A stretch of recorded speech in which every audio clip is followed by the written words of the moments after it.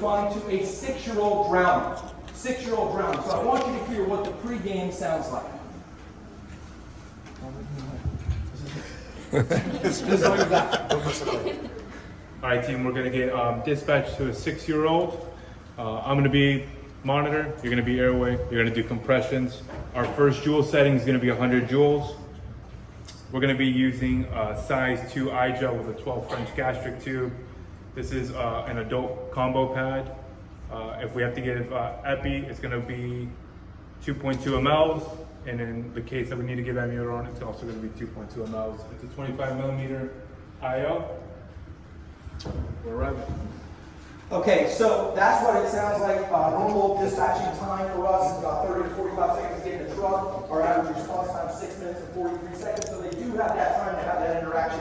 I will put you on the scene now. So you'll see our primary providers come in. Our rescues and engines contain 3 people. So you have 3 people who go out here. They do a quick pulse check, and then I'm going to narrate a few things for you. So number 1, you'll see they waste no time with the chest compressions. But I want you to focus specifically, Doc, can you zoom out for 1 second? If you back up, where these bags are placed are strategic. There is no accident about this. They have the monitor down by the right foot. They have the compressor on the left side. They have the med bag down here, and all of the airway equipment is landed at the head. This is practice. This is not an accident. This is not an accident. So the first 25 minutes, ideally, is going to look like this for us.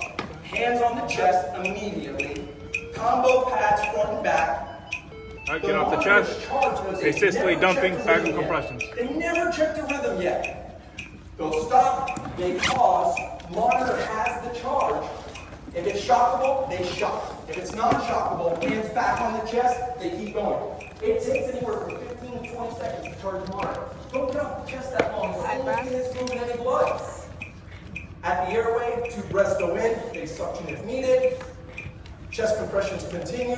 He's counting in his head using a metronome. Can you set me up a size 2 eye gel? Size 2 eye gel. Hear the metronome. This is keeping him synchronized to make sure that his chest compressions are at 110. They also have a ventilation light that's telling Maddie up at the airway when to squeeze the bag. And I'll show you some case review where people think they can levitate patients off of the bed by squeezing the bag at their same heart rate. And I'm sure you've seen this before. So, measuring the gastric tube, sizing up the eye gel, shock is performed. They already have an IO in the distal femur of the child, and they're getting ready to administer their first dose of epinephrine. Now, understand, mom's not screaming. Understand, we're in a nice lighted room here. We're not on the side of the pool. But everything that is happening right here is not by accident. If you're not practicing this at your hospital, please think about this. Please invite us. We will help you.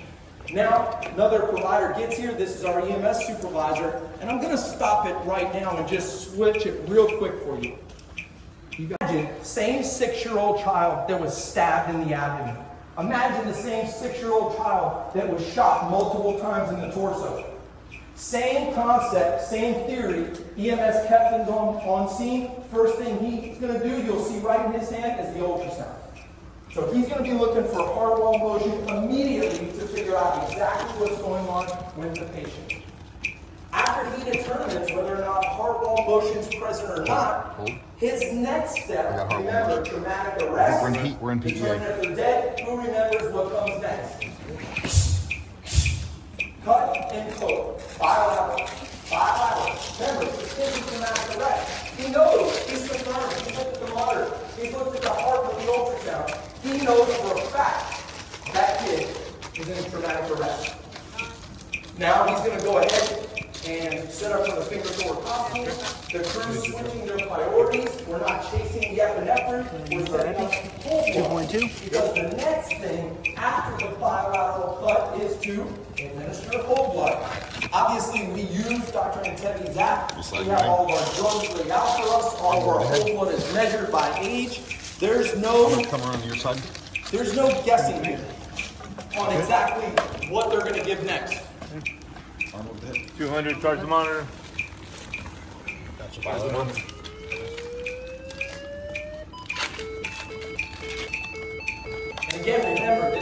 20 to 25 minutes. Now, I will tell you this, and there's a caveat to this. If it's a child that's in traumatic arrest or an adult, this will be in the back of the truck. We will not be staying on scene for 25 minutes for a traumatic arrest. Medical patient, we're going to stay there longer.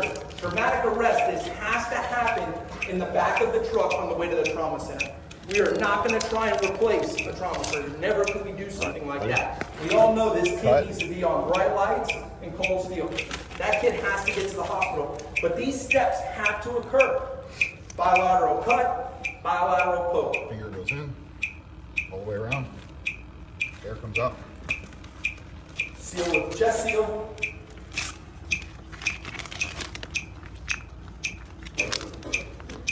And now we'll go to the blood. You guys can sit up the blood. Just so they can see what that looks like Just as as well. we want. I know it's one of those things that you get to see the vendor tents and you get to talk to everyone and you get to see the things there, but sometimes when you see it in a practical setting, it makes a little more sense for you.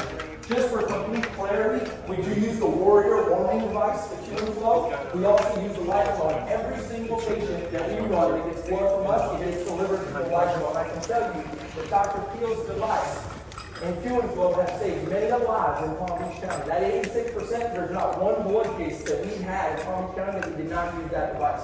So thank you so much for protecting our community. So now you'll see they've got the Y tubing. He's going to go ahead and set up the saline bag. Then it's going to be followed with the blood. They're going to drain the line. Everyone here has seen this a million times in their ER or wherever you work in trauma bay. Line's prime. You got it? Yep. Go ahead, put that DU on for the warmer. And just Plug make in sure this. you don't push it into the floor. We want to make sure it goes audio allowed back. You don't want to be the one that takes it out of the conference. Sorry, Mary. You already drained it? Yeah, I promise. You did a plug in? Go ahead, plug in. All right, we're in. All right, let's go. You going? There you go. Push it right in the pump. And that's it. Every squeeze, set it out. They know the desired dose. They'll put it out there, and they're up for another. We get 2 units for every case that we run. So Was there a hole in there? that's it. Seeing is believing. Hole in what? Hopefully that makes more sense for you now. Boys and girls, great job.